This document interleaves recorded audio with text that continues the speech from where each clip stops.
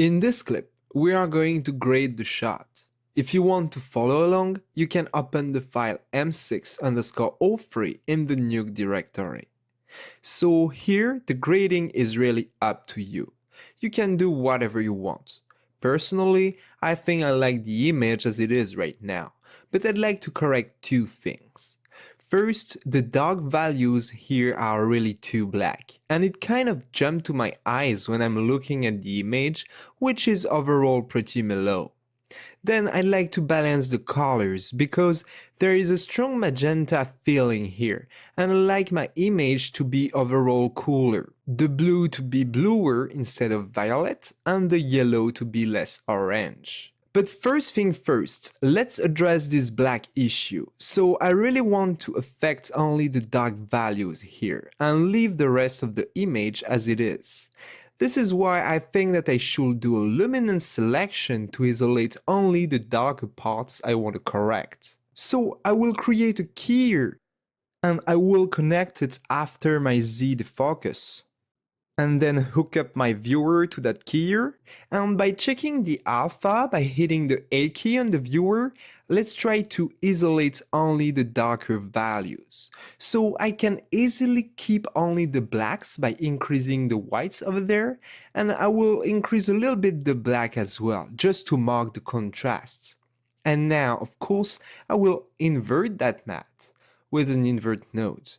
The luminance node isn't supposed to generate values above 1 or below 0, but it's a good habit to have, so let's claim the values here, just to make sure we won't deal with weird values. Perfect! Now I will create a gray node with the G key and connect it after the defocus node.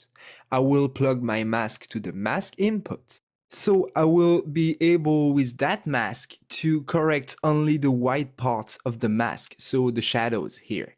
So now I will hook up my viewer to the grade 2 and I will switch back to the RGB, typing A again on my viewer, and I will start offsetting the blacks. Now, maybe your mask needs to be refined a little bit, and for that you just need to go back to the keyer and push the white a little bit to the left. Not too much though, be careful, we don't want to affect the medium range values. Now, if you hit the Y key in your viewer, you can check the luminance of the image. This can really help you to find the right value for the offset. Sometimes the colors are a little bit too much to work with. So I think around 0.15 should be good. We still want the dark values to be dark, right? So now if you hit Y again and switch back to the RGB values, you can see that the shadows we created are kind of gray compared to the other shadows in the image, which are a bit bluish, purplish. So let's tweak that a bit. I'll click on the color wheel for the offset here, and I'll add a little bit of blue and a bit of magenta. And here it is. The shadows are now sitting in the range.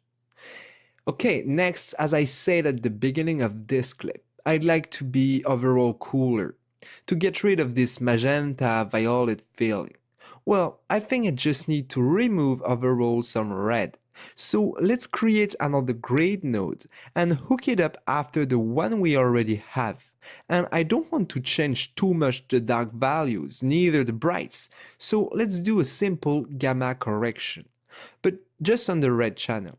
So let's click on the color wheel here, and I will drop the red gamma around 0.6.